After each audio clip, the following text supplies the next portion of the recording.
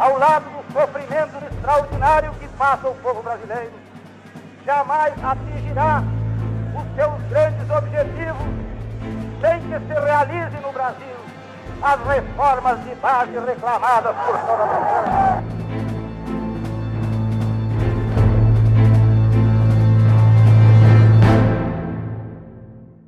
Meu nome é Tarso Genro. O meu último cargo de responsabilidade pública foi ter sido governador do estado do Rio Grande do Sul. Depois de ter exercido a prefeitura de Porto Alegre, como prefeito 2 vezes, e alguns ministérios, como o Ministério da Justiça e o Ministério da Educação, nos governos do presidente Lula. Eu conheci o presidente João Goulart através do meu pai, quando ele estava no exílio ainda, se eu não me engano, no ano de 66, 67, provavelmente. Meu pai foi fazer uma visita ao presidente João Goulart, porque eles eram amigos lá de São Borja e mantiveram sempre uma relação política, né? Meu pai era liderado pelo presidente João Goulart. Então meu pai foi fazer uma visita e eu fui junto. E daí nós passamos uma tarde juntos conversando. Foi o primeiro momento que eu estive com o presidente João Goulart e depois eu fui recebido por ele. Quando eu fui para o exílio mais tarde, já no começo de 1971, fui recebido por ele lá em Taquarembó, onde eu fiquei durante 30 dias abrigado lá na propriedade dele e eventualmente convivendo com ele por 3, 4 dias, às vezes por semana. O presidente João Goulart, ele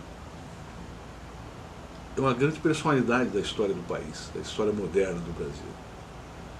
E é provavelmente, como o presidente Lula e o presidente Juscelino Kubitschek, os presidentes mais injustiçados, né, pela direita, pelos oligopólios da mídia, pelas classes dominantes brasileiras, pelo que eles fizeram.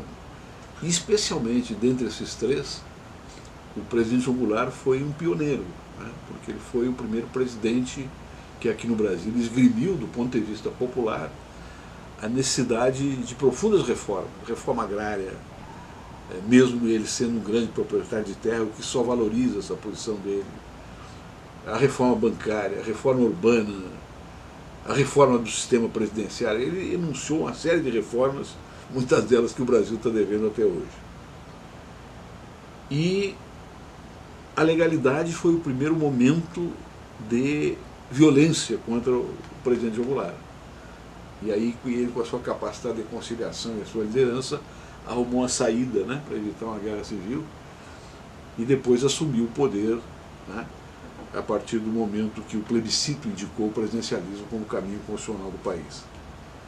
Então, este primeiro movimento de agressão à figura do Jango foi o primeiro momento de agressão completo às grandes demandas populares que ele capitaneava, que ele liderava aqui no Brasil, como presidente, numa situação difícil, inclusive, pressionado brutalmente pelo imperialismo americano, que acabou, em 64, implementando um golpe militar, né?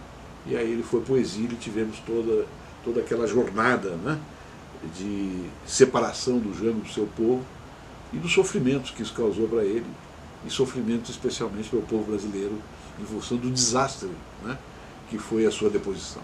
O movimento das reformas de base ocorreu aqui sob a liderança do presidente João Goulart, né, e com o apoio de outras personalidades políticas extraordinárias que o Brasil teve, né, como os deputados do grupo parlamentar nacionalista, o ex-governador Leonel Brizola, né, que impulsionava também a luta por essas reformas. O que era, na verdade, esse conjunto de reformas que o presidente João Goulart propôs? Era transformar o capitalismo brasileiro num capitalismo abrigado já nos princípios da democracia social, que estavam vigentes na Europa com as constituições sociais, com o Estado de Direito, o Estado Social de Direito, que muitos países começaram a implementar naquela oportunidade. Então ele trouxe aqui para o Brasil, na verdade, os grandes traços de uma social-democracia, né, de um projeto social-democrata, que através do diálogo e através da luta política, às vezes dura, né, através das mobilizações sociais, reorganizassem o Estado brasileiro para que ele fosse um Estado, não somente um Estado polícia, um Estado de sustentação da propriedade privada, um Estado de sustentação dos privilégios, como era até então, fosse também um Estado social, ou seja, compatibilizasse um conjunto de interesses das classes sociais em disputa e alavancasse o Brasil, né, para um patamar superior de civilidade democrática e de desenvolvimento social. Isso que era, né, esse era o significado das reformas do presidente João Goulart. E quando se diz, né, que o presidente João Goulart ele foi deposto, né, porque ele abrigava comunistas em seu governo, isso é uma mistificação completa, né? Os comunistas sempre tiveram uma presença política importante no Brasil, sempre participaram das lutas sociais, né? Ou que ele foi deposto por corrupção, o que é uma bobagem rematada. É um homem que não conseguiram nenhuma prova em nada contra a integridade dele, contra a honra dele. A única coisa que se viu é que ele deu parte das propriedades dele, né, que ladeavam as estradas federais, para ser implementada sobre elas a reforma agrária. Então, o presidente João Goulart foi deposto pelas suas virtudes, não por eventuais erros que ele tenha cometido no seu governo, que todos os governos fatalmente cometem, né? Eu diria que o presidente João Goulart foi o primeiro susto brutal que o Brasil arcaico deu no Brasil, que queria se modernizar, que queria efetivamente se democratizar. E esse susto depois foi prosseguindo, e hoje, né, ele está estratificado, está consolidado, com esse golpe contra a presidenta Dilma, né, e contra todo o patrimônio político, intelectual, moral, né, e econômico que o governo do presidente João Goulart deixou para o país. Deixou um país incompleto, não pela sua vontade, mas pelas travas que as classes dominantes colocaram nas suas reformas, que colocariam o Brasil hoje numa outra posição no contexto mundial, se não tivéssemos esse atraso que tivemos desde aquela época. O presidente Lula, né, retomou, depois dos governos democráticos, né, do presidente Fernando Henrique e do presidente Itamar Franco, o presidente Lula retomou aquele veio reformista e conseguiu coisas extraordinariamente importantes na distribuição de renda no país, na educação, né, na inclusão social, na concertação política para o país funcionar mais democraticamente, né. Mas já era um momento em que as forças populares não tinham mais poder social capaz de reformar profundamente o Estado brasileiro, né, e fazer uma reforma agrária de fundo. Ela foi feita em parte, ela foi feita de uma maneira limitada, até porque na Constituição de 88 cuidaram, né, de que não pudesse ocorrer desapropriações de terras, né, sem que o preço justo, entre parênteses, entre aspas, fosse pago adiantadamente. Isso aí atrasou muito a reforma agrária no país. E o resultado está aí, né? Um Brasil que distribuiu renda, que se desenvolveu, que cresceu, né? Mas que depois foi golpeado, porque o poder efetivo das classes dominantes não reduziu, né? E eles conseguiram, através desse golpe parlamentar, né, contra a presidenta Dilma, levar o país para esse atraso político, social e moral que ele se encontra hoje. Então são contextos diferentes. O contexto do golpe de 64 foi o contexto de um golpe contra reformas profundas, né, que poderiam ser implementadas naquela oportunidade. O golpe, né, que ocorreu contra a presidenta Dilma já foi um golpe para que a distribuição de renda cessasse e para que a sociedade brasileira não diminuísse as suas, né, não diminuísse as suas diferenças sociais, né, e que os poderes, né, que vinham de baixo para cima, os poderes da mobilização social, sindical, intelectual, não tivessem influência na formação do Estado brasileiro. E essa influência foi efetivamente expurgada, né, com esse golpe. E um golpe parlamentar midiático, né, provocado, organizado, que gerou Bolsonaro, né, que gerou esse atraso horroroso todo que está aí e que lançou o país num poço de ódio, num poço de violência, e agora vai lançar também num poço de mortandade, né, com essas reformas que o Moro quer fazer, permitindo, né, que que a polícia mate praticamente livremente. Nós estamos vivendo um inferno astral, o Brasil está vivendo um inferno astral. Nós estamos na pior situação da nossa história.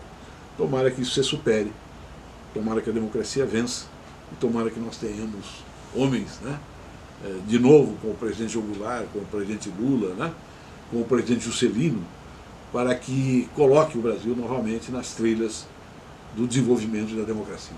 A soberania nacional, ela vem se implementando e vem mudando, né, nos últimos 100 anos. A própria União Europeia é uma prova dessa mudança.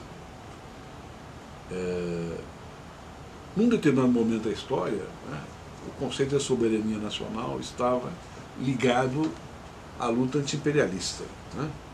A luta anti-imperialista que, no caso da América Latina, era patrocinada de cima para baixo dos Estados Unidos sobre os países, né, neocoloniais, os países dominados pelo Império. Então, naquela época, quando se falava em soberania nacional, se falava que se tinha um respaldo, né, um respaldo na metade do mundo que poderia apoiar a soberania nacional contra esses países, né, imperiais, né, no caso dos Estados Unidos. Hoje a soberania nacional mudou, né? Ela já não é mais uma soberania que possa se escorar logisticamente num outro bloco de países. Porque hoje nós temos, na verdade, um mundo compartilhado, um mundo multipolar. Então, se naquela época a soberania nacional, para existir, tinha que ter apoio, por exemplo, na União Soviética, né? Hoje não. Hoje a soberania nacional ela pode ter apoio na União Europeia, pode ter apoio na China Popular, né? Pode ter apoio na Rússia, com seus interesses também de país capitalista. Então a soberania nacional, que era linear, hoje ela tem que ser compartilhada, ela é fragmentada através de relações econômicas, políticas, que um governo que defende a soberania nacional é obrigado a manter. Então eu diria o seguinte: soberania nacional, né, na época do presidente João Goulart, era uma soberania nacional que se dava contra o imperialismo exclusivamente. Hoje, ela é uma soberania nacional que se dá através de relações diversificadas, de cooperação com autodeterminação. E essa cooperação não pode excluir ninguém. Então, um país soberano hoje tem que negociar com os Estados Unidos, tem que negociar com a União Europeia, tem que negociar com a China, tem que negociar com a Rússia, e tratar de fazer essas negociações, né, nas relações financeiras e no mercado mundial de acordo com os seus interesses. Pautar essas relações de acordo com os seus interesses. Então é uma soberania compartilhada com autodeterminação. É esse o conceito de soberania nacional que nós ainda não construímos no Brasil e saímos, né, de uma experiência que fez isso por um certo tempo, mas que não conseguiu se consolidar, que foi no governo do presidente Lula. Hoje nós estamos novamente a cabresto do velho Império Americano e sem perspectiva de nos tornar, a curto prazo, ou a médio prazo mesmo, um país efetivamente soberano, né, que troque essa submissão por uma cooperação com autodeterminação, que é o nível da soberania alcançável hoje nesse mundo, né, multipolar que nós estamos vivendo. O presidente João Goulart era um ser humano extraordinário, né, assim como são os seus descendentes, como é o seu filho, né, como és tu, que receberam uma educação, né, e uma cultura política que se origina daquela pessoa extraordinária. Eu posso te responder da seguinte forma, né, o presidente João Goulart era uma pessoa tão compreensiva, tão politizada e tão humana, né, que ele se deu o trabalho, por exemplo, de ter uma conversa com um jovem de 24 anos, né, exibido, que achava que sabia tudo, né, que ia lá mostrar para ele que tinha que fazer tal coisa e tomar tal posição, né, e explicar pacientemente o que foi o seu governo, o que foi a sua vida, qual era o seu projeto de mundo, né, qual era o seu projeto de Brasil. Então esse era o presidente João Goulart, e esse jovem era eu, né? Então eu posso dar um depoimento sobre isso. Eu acho que o governo Jango foi um governo reformista revolucionário, né? Reformista no sentido econômico e de reestruturação do Estado brasileiro, e revolucionário no sentido democrático, né? Porque no governo do presidente João Goulart foi a primeira vez, né, que a mesa da democracia, que foi depois constituída, inclusive pelo governo Lula, começou a funcionar com a presença de todos. Os sindicalistas, os operários, as confederações sindicais sentavam na mesa para conversar com o governo diretamente, com o próprio presidente, as suas demandas e a sua visão de Brasil. Então, em nenhum momento antes do presidente João Goulart, essas forças populares elas foram consideradas para que um presidente tomasse decisões escutando toda a sociedade. Porque os empresários, os grandes empresários, banqueiros, latifundiários, esses sempre foram ouvidos. E continuarão sendo ouvidos, porque eles detêm uma força econômica e, consequentemente, uma força política muito grande. Então, colocar nesta mesa os de baixo é a configuração de um início de uma revolução democrática. E isso começou com o presidente João Goulart. Foi o primeiro grande presidente, grande estadista, que o Brasil moderno teve. Superior a todos os demais, na minha opinião. Superior a todos os demais. Porque o que os outros fizeram depois do presidente João Goulart foi o segmento e a eventual qualificação de algumas coisas que ele fez. Agora, ele foi um pioneiro. Pioneiro que desceu na China popular, pioneiro que conversava de igual para igual com os revolucionários de todo mundo e que conversava também com o presidente do Império, conversava com o presidente dos Estados Unidos, conversava com as grandes lideranças mundiais, dizendo que o Brasil ia ser um país soberano e democrático. E esta foi o seu grande enunciado para o futuro, que nos serve inclusive até hoje.